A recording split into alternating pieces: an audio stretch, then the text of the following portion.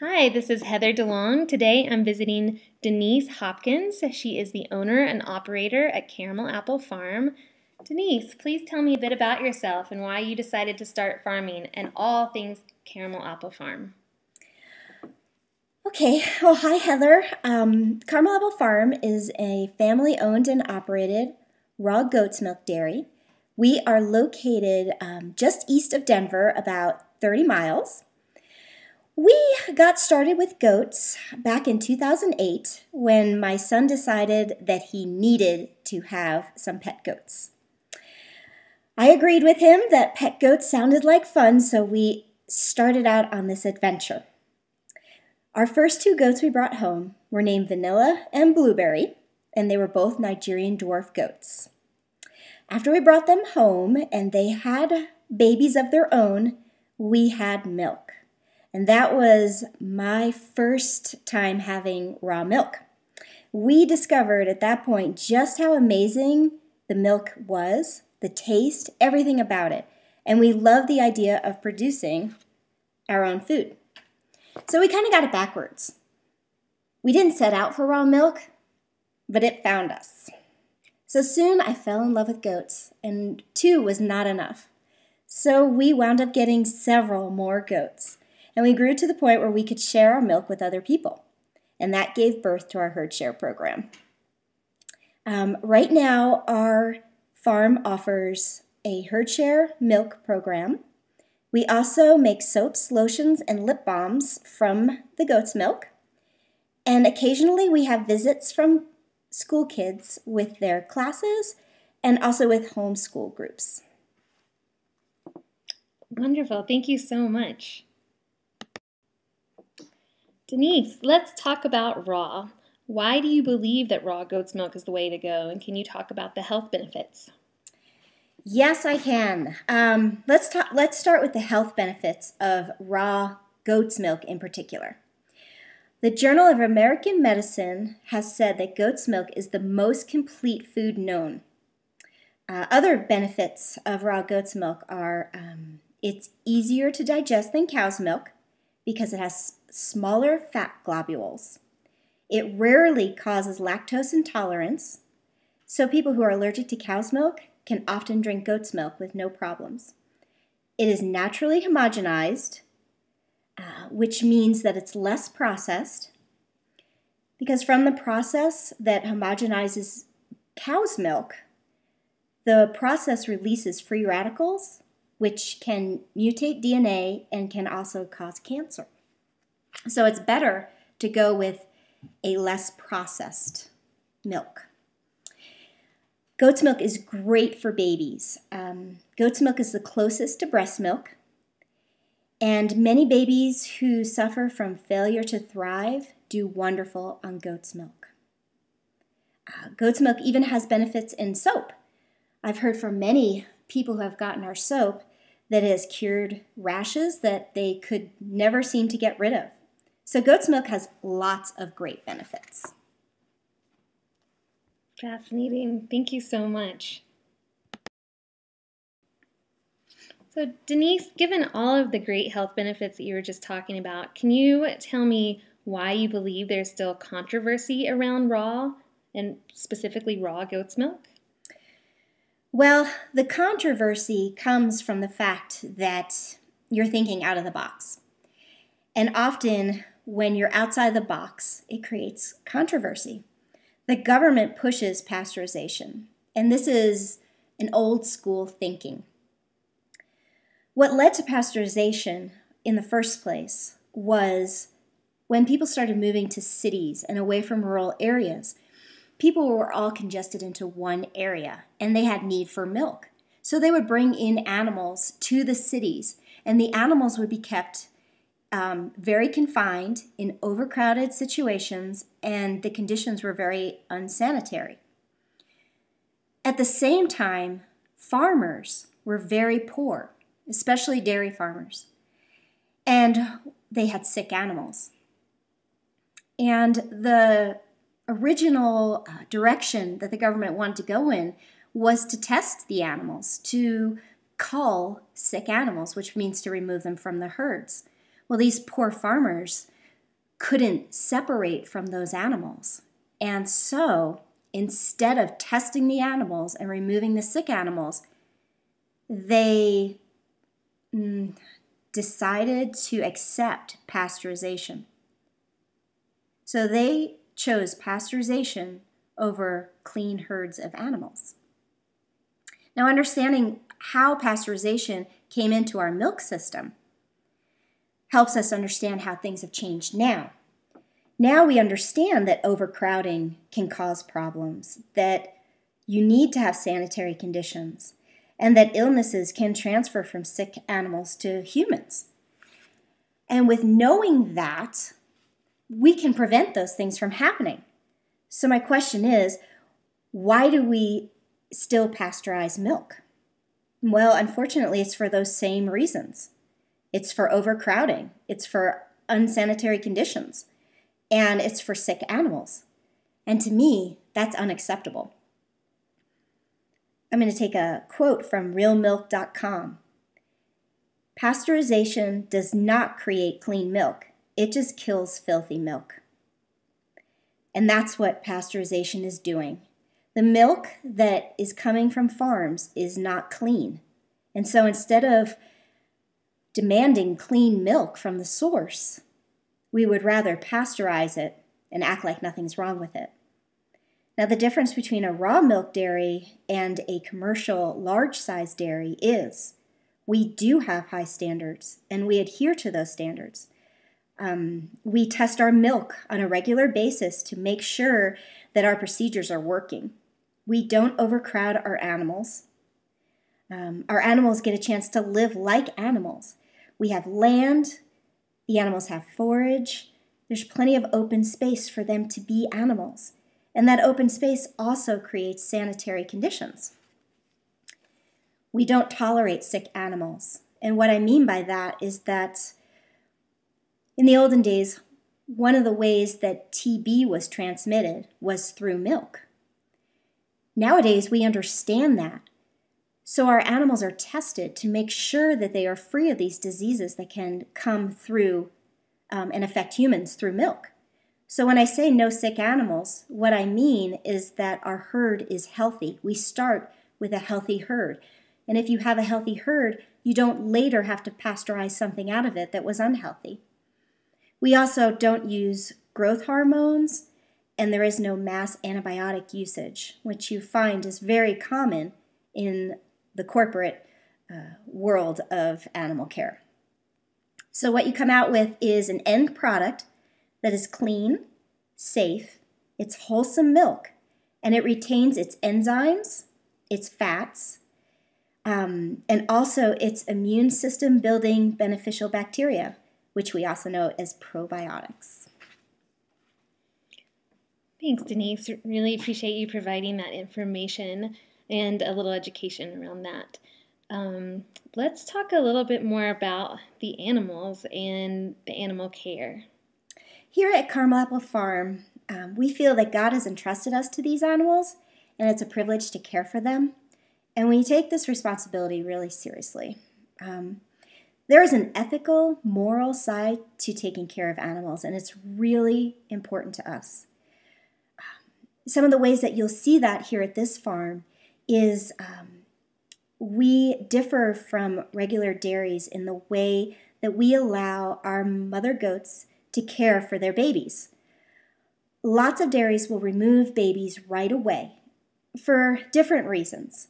The largest reason would be so that they can have the highest yield of milk to pass on to the consumers.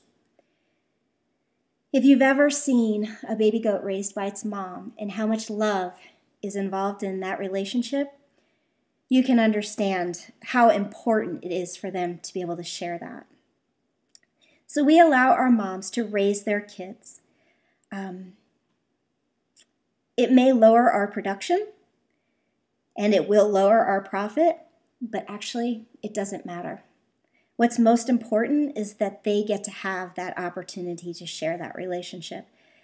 And it also is a great benefit to us to be able to see that relationship. So even though we get lower production and we may not make a profit, we've decided that this is the right way to do it. And how we make that happen is we share the milk with the babies. And this can be done as for the first 3 weeks, the babies get all the milk. We get none. And after the first 3 weeks, we will separate the babies from the moms just at night. And how we do this is we set up a baby pen. And the baby pen has fun little obstacles for the goats to jump on. It has their own alfalfa bowl so that they can pick at it and try it. They get a little bit of grain so they can have that as well. And they just get to play with each other, and they just have fun being little baby goats. At the same time, the moms are in the pen right next to them, and the moms can see their babies and know that they're okay, but they can go about their business as well. They get to eat and relax and lay down and get some rest, and it seems to work really well for both babies and mamas. And then in the morning, we milk the does, and then the babies go back with their moms and continue on. It works really good. And then another way that we adhere to ethics and morals is that we home our babies. And what I mean by that is that we find homes for every baby. Every baby goes to a home where it is wanted. This goes for our doelings, which are baby girls. They go to homes where they can be family milkers, as well as our little boys, which sometimes go to the same homes as companions, or they get to go and be grazing goats. So that's really important to us, that we stay away from sale barns. These animals mean a lot. They mean a lot to their moms. They mean a lot to us. And so we want to make sure that we take really good care of them. We also don't breed our does until they're 1.5 years old. It's said that you could breed them at 8 months, but we found that at 8 months, we just don't believe they're ready for being bred and carrying babies. So we've decided to wait. That also can affect profits, of course. But again, we need to do what we believe is right. So to us, it matters how we do it, not just the final product. It's an investment and it's a commitment, and the animals are part of our family. Well, thank you so much, Denise. I am really impressed with all the steps that you all take for animal care. If we can continue talking about the animals just a bit, can you tell us what the goats eat? Sure. So the goats get plenty of forage. They have a big, wide open space where they can nibble on grass and find weeds they like and take leaves out of the trees. We always hope they don't take the trees too, but they are welcome to the leaves. We also supplement their natural habitat with quality grass and alfalfa hay. And between the forage and the grass and the hay, that takes up about 85% of their feed. We also offer them a small ration of mixed grains. This helps to supply more nutrients as we're asking them to continue with their milk production. Our grain mix is a soy-free grain mix. We found that people really have a lot of different opinions about soy, so we have just opted to remove it from our feed. We also choose to use local feed sources. We think it's really important to buy locally. Okay, thank you so much. So you have expressed that it's important to you to buy locally. Can you talk about why that's important for you? So it's important to us to buy local because we prefer to know our farmer. I like to know how he grows his crops, what's important to him. That's important to us. We focus on local, not necessarily organic. Organic hay and alfalfa is very difficult to find locally. And as for our grain, that's impossible to find locally. It's not local. Typically, it gets shipped in from California. And believe it or not, it's actually more processed. It's twice the cost, which would change our price of milk to somewhere close to $30 a gallon. Our grain now comes from Fort Collins. It is produced by local farmers, and that is what's important to us. Also, by buying locally, it's kind of exciting to be able to meet the farmers and to know their families, to see their kids, and to know that we are helping to contribute to their family and their hard work. And we really enjoy that. And as far as crops go, I know that our hay and alfalfa is non-GMO. How do I know that? Because I can ask him, and that means a lot to us. So you can have high quality and it not be organic. Okay, thank you so much. I appreciate you letting us know more about that. So I think you paint a really great picture of your operation here and your care for the animals and feed and just the entire. So Denise, can you talk about how and where you sell your products? Sure. So in the state of Colorado, unfortunately, raw milk is illegal to sell. Sure, you can buy pot down the street, but you can't have raw milk. So what we have to do is we have to have a herd share program. And what that means is that you actually buy into ownership of the herd. And therefore, as an owner of the goats, you have the right to their milk. And that is what a herd share program actually is. So instead of buying milk, you are paying for boarding. It's just a way to make it legal in the eyes of the government. That is how we have to sell raw milk. And it works out fine having the herd share program. We also sell soaps and lotions, lip balms. We do that at local farmers markets. We also sell them through our website, and we have a lot of repeat customers and new customers from word of mouth.